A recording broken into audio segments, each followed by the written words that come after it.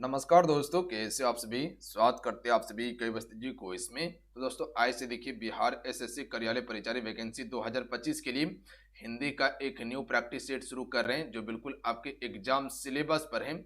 इसमें जितना क्वेश्चन आपके पेपर में क्वेश्चन पूछा जाएगा उतना ही प्रश्न दिया जाएगा और बिल्कुल आपके एग्जाम सिलेबस पर यह सेट को तैयार किया गया है। ठीक है, तो हर क्वेश्चन को बिल्कुल बारीकी से आपसे समझिएगा। क्वेश्चन के साथ में हम एक्स्ट्रा फैक्ट भी आपको बताएंगे ताकि आपका एक कॉन्सेप्ट बन सके और प्रॉपर आप एग्जाम पेपर में प्रश्न को सही से सॉल्व कर सके। अगर प्रश्न आयोग इधर उधर से भी आसपास से क्वेश्चन पूछेगा तो आप आराम से हैंडल करके प्रश्न को बना लीजिएगा, आपको दिक्कत नहीं होगा। ठीक है, तो हर प्रश्न को बारीकी से ध्यान दीजिएगा आप सभी, और जितने प्रश्न बताएंगे इसे याद जरूर कर लीजिएगा। तो चलिए शुरू करते हैं। सभी एक बार सेशन को लाइक करके शेयर जरूर कर दीजिएगा। और देखिए आपसे को बताना चाहते हैं, थोड़ा सा बात कर लेते हैं, उसके बाद फिर हम सभी आगे बढ़ेंगे। देखिए युवा शक्ति जी के क्विज जो परिवार है आज जो है कि 5 लाख का परिवार हो चुका है। ठीक है, और ये आपका प्यार और आशीर्वाद की वजह से हुआ है कि आज हम जीरो से यहाँ तक पहुंचे हैं। एक बार आप इमेजिन करके सोचिए कि 5 लाख का परिवार कितना बड़ा परिवार होता है। तो ये आप सभी का प्यार और मोहब्बत के कारण आज जो है कि हम यहाँ तक पहुँच पाए हैं। इसके लिए तहे दिल से आपका आभारी रहेंगे। बहुत बहुत धन्यवाद। ठीक है, इसी प्रकार से अपना प्यार बनाए रखिएगा। लास्ट में कुछ आपके लिए हम गिफ्ट भी रखे हुए हैं जो कि हम आपको लास्ट में बताएंगे। तो चलिए शुरू करते हैं। सभी एक बार सेशन को लाइक कर दीजिएगा। आइए आज का पहला प्रश्न देखिएगा आप सभी कि वर्ण किसे कहते हैं। देखिए अगर इन सेट में किसी भी क्वेश्चन का आंसर पता हो ना फ्रेंड, आपसे क्वेश्चन का आंसर जरूर बताया कीजिए, अन्यथा एक कॉपी में नोट कीजिए आप सभी। क्योंकि आपको पता है कि जिस क्वेश्चन का आंसर आप लिख देते हैं वो प्रॉपर आपको याद हो जाता है। अगर प्रश्न आपको याद नहीं भी है ना, वो प्रश्न आपको याद होगा। ठीक है, और एग्जाम पेपर में कैसे प्रश्न सॉल्व करना है ये भी आपको हम बताएंगे। चलिए इस क्वेश्चन का राइट आंसर कीजिएगा। सभी आसान प्रश्न है, आराम से आंसर कर सकते हैं। वर्णमाला का प्रश्न है, तो राइट आंसर क्या हो जाएगा? ध्वनि कहा जाता है। ध्यान दीजिएगा आप सभी। तो जो भी ऑप्शन नंबर बी टिक कर रहे हैं इसको बी कर लीजिएगा। ठीक है, ये आपका क है तो हिंदी में दिए हुए हैं, तो ये आपका ए, ये आपका बी, ये आपका सी, ये आपका डी हो जाएगा। ठीक है, तो अगर बी सी डी अगर कुछ भी हम बोले तो उस पर ध्यान देना है। तो राइट आंसर आपका ध्वनि हो जाएगा, ध्यान दीजिएगा। अच्छा, अगर क्वेश्चन पूछे कि आप हमको बताइए कि आपका वर्णमाला में वर्णों की संख्या कितना है। हिंदी वर्णमाला में वर्णों की संख्या 52 है। याद रखिएगा, आपसे क्वेश्चन पूछा जाता है पेपर में। बात समझे। चलिए अगला प्रश्न देखिए आप सभी, इस क्वेश्चन का राइट आंसर कीजिएगा। देखिए यहाँ क्या क्वेश्चन कहा गया कि निम्नलिखित में से कौन सा एक ह्रस्व स्वर नहीं है। ध्यान दीजिएगा, इसके कारण से बहुत सारे बच्चे प्रश्न गलती करके बैठ जाते हैं। तो आप हमको बता सकते हैं कि इनमें से कौन सा एक ह्रस्व स्वर नहीं है। एक ह्रस्व स्वर एक दीर्घ स्वर होता है जिसको बोलने में कम समय लगे, वो ह्रस्व स्वर जिसको बोलने में ज्यादा समय लगे। जैसे हम कहते हैं कि अ कम समय लगा, आ ज्यादा समय लगा। ठीक है, तो जो अ है ये आपका ह्रस्व स्वर है। ई है छोटी वाला, ये ह्रस्व स्वर है। छोटी वाला उ जो है ये भी आपका ह्रस्व स्वर है। बात समझे। जबकि बड़ी ई की यहाँ पर बात किया जाए जिसे हम सभी दीर्घ ई कहते हैं, ये आपका दीर्घ स्वर होगा। ध्यान दीजिएगा आप सभी, क्या हो जाएगा? दीर्घ स्वर होगा और इसको बोलने में ज्यादा समय लगता है। और ऐसा ही प्रश्न आपके पेपर में भी आएगा। अब जब प्रीवियस ईयर का क्वेश्चन पेपर लगाए होंगे तो आपको पता होगा। अगला है व्यंजन घ का उच्चारण स्थान क्या है। देखिए जितने भी क वर्ग है ना, ठीक है, ये आपका कंठ से उच्चारण होता है इसका। बात समझे, किससे उच्चारण होता है? कंठ से उच्चारण होता है, चाहे वह क ख ग घ। देखिए ये क्या हो जाएगा? कंठ से होगा, याद रखिएगा आप सभी। बात समझे। तो यहाँ पर देखिए अगर तालु की बात किया जाए तो तालु से किसका उच्चारण होता है? च वर्ग का। ध्यान दीजिएगा आप सभी, जो च वर्ग है ना इसका उच्चारण तालु से होगा। उसी प्रकार से दंत से उच्चारण होता है त वर्ग का। याद रखिएगा आप सभी, त थ द ध न। उसी प्रकार से अगर मुर्दासे की बात किया जाए तो इसमें ट वर्ग का उच्चारण होता है, ट वर्ग का। याद रखिएगा, ट ठ ड ढ न। अगर वहीं बात किया जाए आप सभी का कि ओष्ठ से किसका उच्चारण होता है? तो प वर्ग का होगा। याद रखिएगा आप सभी, प फ ब भ म। याद रखेंगे आप सभी इतना सा फैक्ट को। चलिए अगला क्वेश्चन देख लीजिएगा कि वर्ण के प्रथम एवं द्वितीय व्यंजन क्या कहलाते हैं। देखिए जितना हम आपको पढ़ा दे रहे हैं ना, इतना सिर्फ पढ़ लीजिएगा तो आराम से पेपर में आंसर कर पाइएगा। एक भी चीज आपका नहीं छूटेगा। अगर प्रश्न इधर उधर से भी आयोग पूछेगा ना, बिल्कुल आप आराम से हैंडल करके बना लीजिएगा प्रश्न को, आपको दिक्कत नहीं होगा। जितना पढ़ा देंगे सिर्फ इसको आप पचा लीजिए। वर्ण के प्रथम एवं द्वितीय व्यंजन को क्या कहते हैं?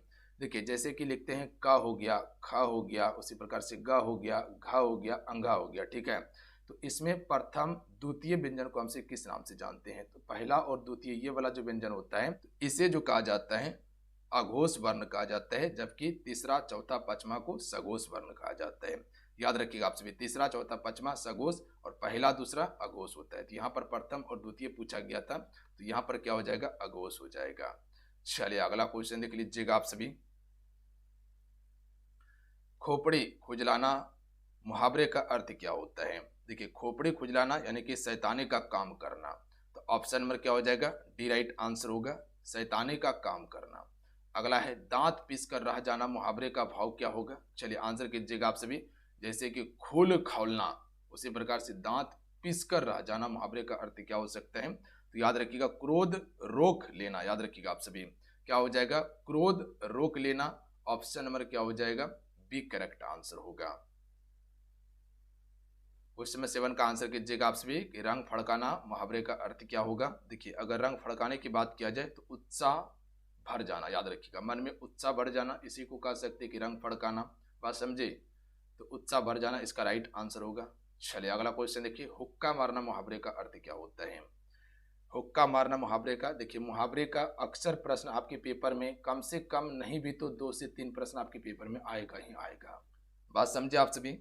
तो इसका राइट आंसर क्या होगा? सेवा करना। हुक्का भरना मुहावरे का अर्थ होता है सेवा करना, जैसे कि पुराने समय में सेवक अपने मालिक का हुक्का मारते थे। बात समझे? चलिए अगला है कि अंतस्थ व्यंजन कौन सा है, यानी कि अंतस्थ वर्ण की यहाँ पर बात किया गया है। बता सकते हैं कोई कि अंतस्थ वर्ण कौन सा है? देखिए, जो आपका य र ल व ये सभी आपका क्या हो जाएगा? अंतस्थ वर्ण हो जाएगा। जबकि अगर उष्म वर्ण की बात किया जाए तो तालब स मूर्धन स दंस ह ये सभी आपका उष्म वर्ण होगा। याद रखिएगा आप सभी।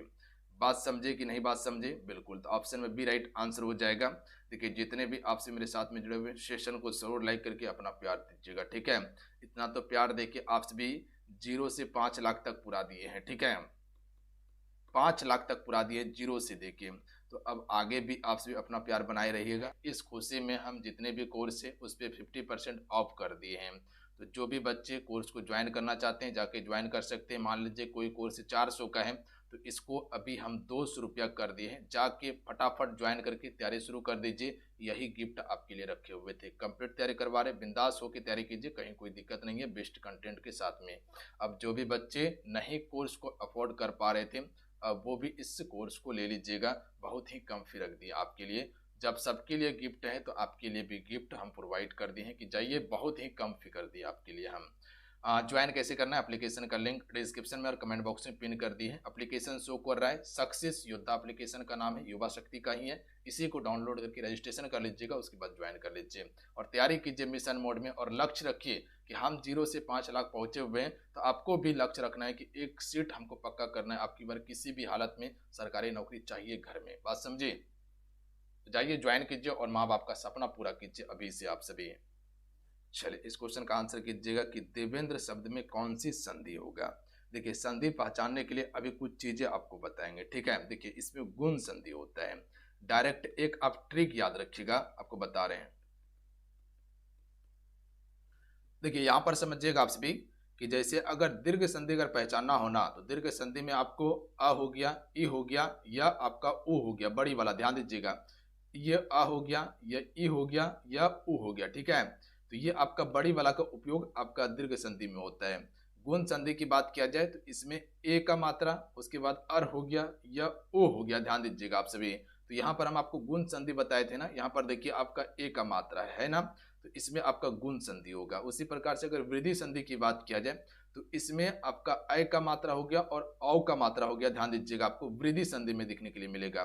वृद्धि संधि में एक आपका बढ़ जाएगा। अगर वही यन संधि की बात किया जाए तो इसमें आपको हर चीज आधा देखने के लिए मिलेगा, यानी कि आधा वर्ण जो रहेगा वो आपका यन संधि का उदाहरण होगा। जैसे कि आधा य, आधा व, आधा र, आधा ला, ये सभी अगर देखने के लिए मिले तो वो आपका यन संधि होगा। ये आधा त आपको देखने के लिए मिले तो ये भी आपका किसका उदाहरण होगा? तो ये भी आपका यन संधि का उदाहरण होगा। अगर वही अयादि संधि की बात किया जाए तो इसमें 3 वर्ण आएगा, ध्यान दीजिएगा। जैसे कहते हैं कि नया, ठीक है, ये आपका अयादि संधि का उदाहरण है। उसी प्रकार से कह सकते हैं गायक, गायक, इसमें भी आपका 3 वर्ण है। ये सभी क्या हो जाएगा आपका, ये सभी आपका अयादी संधि का उदाहरण होगा। तो इसको आप लिख के याद कर लीजिएगा, काम आपका हो जाएगा। देखिए यहाँ पर सदैव में कौन सी संधि है, तो आपको बताए थे कि जहां पर दो मात्रा आ जाए यानी कि ऐ का मात्रा आ जाए तो वो कौन सी संधि हो जाएगा, वो आपका वृद्धि संधि होगा। ध्यान दीजिएगा आप सभी, कौन सी संधि, वृद्धि संधि होगा। इसका संधि विच्छेद क्या हो जाएगा, सदा धन ऐब होगा, तब जाके आपका सदैव बनेगा। तो इसमें वृद्धि संधि है। चलिए अगला है कि पवन में कौन सा संधि है। तो देखिए जहां पर भी तीन वर्ण आपको देखने के लिए मिले वहां कौन सा हो जाएगा, अयादी संधि होगा। ऑप्शन नंबर सी, पब धन अन्न से मिलकर बना है पवन। चलिए अगला क्वेश्चन देख लीजिएगा कि नवगृह में कौन सा समास है। देखिए नव मतलब क्या होता है पता है आप सभी को, नया, और गृह मतलब क्या होता है, घर। तो घर की विशेषता क्या बतलाया जा रहा है कि घर बिल्कुल नया है। तो जहां पर भी विशेषण और विशेषी की बात आ जाए वहां पर आपका क्रमधारय समास होगा, द्विगु समास नहीं होगा। गलती से भी टिक मत कीजिएगा, अगर ऑप्शन में क्रमधारय ना रहे तब आप द्विगु की तरफ जा सकते हैं कि भैया संख्या गिनती करने के लिए मिल रहा है, ठीक है। जब तक आपको क्रमधारय समास दिया गया है तब तक आप द्विगु समास को टिक नहीं कीजिएगा, अन्यथा प्रश्न गलती हो जाएगा। फिर प्रतिमा में कौन सा समास है। देखिए यहाँ पर जो आप सभी प्रति देख रहे हैं, ठीक है, ये आपका क्या है, एक उपसर्ग शब्द है। और आपको क्या बताएं कि उपसर्ग शब्द जो है वो किसी भी संख्या के आगे लगता है और वो अव्ययी भाव समास में उपयोग होता है। तो ऑप्शन नंबर क्या हो जाएगा, ए राइट आंसर होगा। ध्यान दीजिएगा आप सभी, बात समझिए। तत्पुरुष समास में अंतिम पद उसका प्रधान होता है जबकि अव्ययी में प्रथम पद प्रधान होता है। समास शब्द का अर्थ क्या है, आसान प्रश्न है। देखिए समास का अर्थ होता है संक्षेप, याद रखिएगा आप सभी, क्या होता है, संक्षेप। ऑप्शन नंबर क्या हो जाएगा, ए राइट आंसर होगा। चलिए अगला क्वेश्चन है, समास का कितना भेद है आपसे हमको बताइएगा। क्या समास का 6 भेद है या 7 भेद है, क्या बता सकते हैं। क्या नए समास को जोड़ा जाता है या नहीं जोड़ा जाता, नीचे कमेंट करके बताइए आप सभी। व्यक्ति, वस्तु, स्थान या भाव के नाम को क्या कहते हैं। तो देखिए व्यक्ति हो गया, वस्तु, स्थान, भाव के नाम को हम संज्ञा कहते हैं। क्या विशेषण कहेंगे, नहीं। विशेषण में तो किसी भी चीज की विशेषता बतलाई जाती है, तो ये आपका संज्ञा शब्द होगा। संज्ञा के कितने भेद हैं, 5 भेद हैं। कौन कौन सा, तो जातिवाचक, द्रव्यवाचक, भाववाचक, व्यक्तिवाचक, समूहवाचक। या व्यक्तिवाचक, जातिवाचक, भाववाचक, द्रव्यवाचक, समूहवाचक, इस प्रकार से आप कह सकते हैं। अर्थ के आधार पर संज्ञा कितने प्रकार हैं। देखिए अगर अर्थ के आधार पर पूछा जाए तो संज्ञा 5 प्रकार के ही माने जाते हैं। अभी आपको हम बताएं ना, बिल्कुल बताएं, याद रखिएगा आप सभी। चलिए अगला है कि इनमें से द्रव्यवाचक संज्ञा कौन सी है। देखिए जहां पर भी नापा तौला जा सके, ठीक है, वह आपका द्रव्यवाचक संज्ञा कहलाता है। जैसे कि सोना, चांदी, तेल, घी, गुड़ आदि, ये सभी क्या है, ये सभी आपका द्रव्यवाचक संज्ञा है। तो यहाँ पर लोहा जो है ये द्रव्यवाचक संज्ञा है। मनुष्य आपका जातिवाचक संज्ञा है। नर्मदा जो है ये आपका व्यक्तिवाचक है। लड़का भी आपका जातिवाचक संज्ञा, जबकि लोहा द्रव्यवाचक की होगा। चलिए अगला क्वेश्चन है कि संज्ञा के जिस रूप से वस्तु की स्त्री या पुरुष होने का बोध हो उसे हम सभी क्या कहते हैं। तो देखिए जहां पर भी स्त्री या पुरुष होने का बोध होगा उसे हम लिंग कहते हैं, क्योंकि लिंग से ही पहचानते हैं कि ये स्त्रीलिंग है, ये पुल्लिंग है। बात समझे, तो ऑप्शन में बी राइट आंसर होगा। चलिए अगला क्वेश्चन है कि विवरण चिन्ह को पहचानिए। देखिए इस प्रकार का प्रश्न आपके पेपर में आएगा, जैसे कहेगा कि अल्प विराम कौन सा होता है, पूर्ण विराम क्या है, या विवरण चिन्ह क्या होता है, निर्देशक चिन्ह क्या होता है। इस प्रकार से प्रश्न आपके पेपर में आएगा। हालांकि मेरे साथ में जुड़े हुए हैं तो आपको टेंशन नहीं लेना है, हर चीज़ हम आपको पढ़ाएंगे, हर चीज़ आपको बताएंगे, ठीक है। तो सबसे पहले इसको याद रखिएगा कि विवरण चिन्ह जो होता है, जो इस प्रकार से जो देखते हैं हम सभी, ठीक है, 2 बिंदु के साथ एक आपका योजक चिन्ह, ये आपका विवरण वाला होता है। तो ऑप्शन नंबर ये बी राइट आंसर होगा, जिसे कॉलन भी कहा जाता है। चलिए अगला क्वेश्चन है कि शेर शब्द का स्त्रीलिंग क्या होगा। तो शेर का शेरनी होगा, आसान प्रश्न था। ऑप्शन नंबर क्या हो जाएगा, क्या लगता है। देखिए शेर का शेरनी, यहाँ पर ये भी नहीं होगा, ये भी नहीं होगा, ये भी नहीं होगा, ये वाला हो सकता है बट इसमें ये वाला ना का उपयोग नहीं होगा। ध्यान दीजिएगा आप सभी, ये आपका सही होगा शेरनी। ध्यान दीजिएगा आप सभी, बात समझे। तो ऑप्शन में ए की तरफ जा सकते थे, यहाँ पर टाइपिंग मिस्टेक था। अगला है, हे प्रभु मेरी इच्छा पूर्ण करो, कारक का भेद बताइए। तो जहां पर भी आपको ये जो सिंबल देखने के लिए मिलता है, ठीक है, यहाँ पर कौन सा कारक होता है पता है आप सभी को, बिल्कुल संबोधन कारक होता है, याद रखिएगा आप सभी। ऑप्शन नंबर क्या हो जाएगा, सी राइट आंसर होगा। किसी को अगर पुकारा जाए वहां पर संबोधन कारक होता है। अधिकरण कारक में किसी भी चीज पर अधिकार करके बैठता है। संबंध कारक में किसी भी चीज के संबंध के बारे में बताया जाता है। अपादान कारक में जुदाई का बोध होता है, जैसे कि गंगा पहाड़ से निकली, ठीक है, यहाँ पर जुदाई का बोध हुआ। वृक्ष से पत्ते गिरते हैं, से जो है ये किस कारक की विभक्ति है? तो देखिए कहीं पर भी अगर जुदाई की बात किया जाए तो वहाँ क्या हो जाएगा? अपादान कारक हो जाएगा। जैसे डाल से पक्षी गिर रही है तो यहाँ पर भी अपादान कारक होगा। कर्ता ने कर्म को, याद रखिएगा आप सभी, अपादान से क्या होता है? से, अधिकरण में पर होता है, ध्यान दीजिएगा, में पर अधिकार करके, जैसे पक्षी डाल पर बैठी है, कहाँ पर बैठी है? डाल पर बैठी है, तो वहां पर अधिकरण होगा। संज्ञा के स्थान पर प्रयोग होने वाला शब्द को क्या कहते हैं? देखिए संज्ञा के स्थान पे जो प्रयोग होता है उसे हम सर्वनाम कहते हैं, याद रखिएगा आप सभी। जैसे हमसे कह सकते हैं कि एक वाक्य से कि राम, ठीक है, राम अच्छा लड़का है, अच्छा लड़का है, ठीक है, तो ये राम जो है ये आपका क्या है? संज्ञा शब्द है ना, बिल्कुल संज्ञा है। क्या है? राम संज्ञा है। तो यहां पर अब राम का उपयोग नहीं करेंगे, अब यहां कहेंगे कि वह अच्छा लड़का है, वह अच्छा लड़का है। तो ये वह शब्द जो है ये आपका क्या है? ये आपका सर्वनाम शब्द है। तो वही बताया ना कि संज्ञा के स्थान पर आने वाला शब्द को क्या कहते हैं? सर्वनाम कहते हैं। अगला है कि उत्पत्ति के आधार पर अथवा मौलिक सर्वनाम कितने प्रकार के होते हैं? देखिए उत्पत्ति के आधार पर या मौलिक सर्वनाम की बात किया जाए तो ये आपका 5 प्रकार ही होता है, याद रखिएगा आप सभी। सर्वनाम का भेद पूछा गया है, जैसे पुरुषवाचक सर्वनाम, निजवाचक सर्वनाम, प्रश्नवाचक सर्वनाम, निश्चयवाचक और अनिश्चय। अनिश्चयवाचक में अनिश्चित चीज का बोध होता है, ठीक है, और निश्चयवाचक में निश्चित चीज का बोध होता है। प्रश्न में किसी भी चीज से प्रश्न किया जाता है।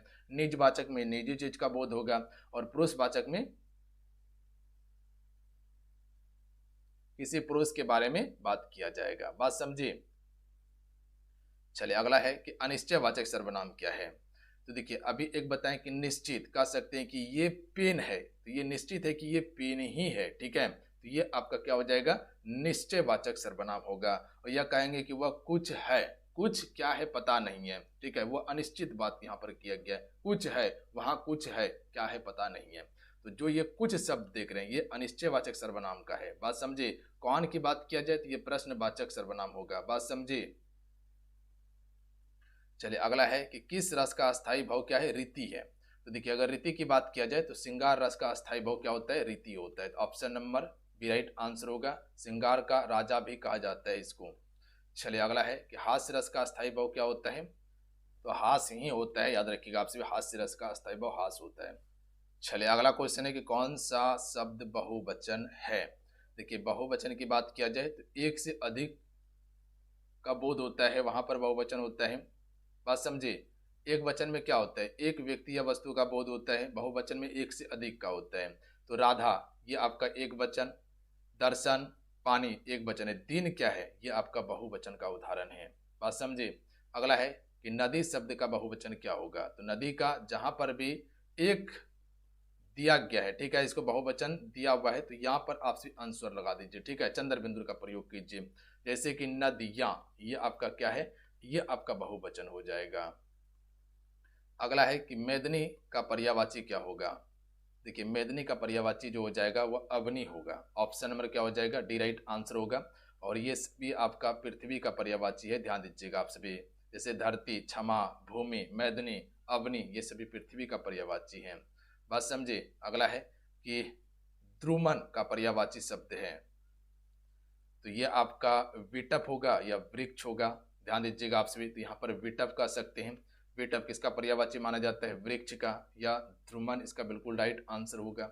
अगला है कि प्रतिकूल का विलोम क्या होगा? आसान प्रश्न है। प्रतिकूल का अनुकूल होता है, सी राइट आंसर होगा। चलिए अगला है साहचर्य का विलोम क्या होगा? देखिए साहचर्य का होता है अलगाव, याद रखिएगा आप सभी, क्या होता है? अलगाव होता है। तो विराट का विलोम क्या होगा? तो विराट का होता है क्षुद्र। Option number D right answer होगा। तो चलिए आज कितना है। आज के सेशन में कुल आपको 32 प्रश्न कंप्लीट करवाए हैं, ठीक है, 32 से 33 प्रश्न था। कैसा लगा आज का ये सेशन हमें ज़रूर कमेंट करके बताइएगा। और आगे आपको कौन सा क्लास चाहिए ये भी आपसे ज़रूर बता दीजिएगा। और आज का सेशन का प्रश्न कैसा था ये भी ज़रूर बताइएगा और कैसा लगा आपको क्लास, ठीक है। जाते जाते सभी सेशन को एक बार लाइक करके शेयर ज़रूर कर दीजिएगा जितने भी मेरे साथ में जुड़े हुए हैं। बात समझे।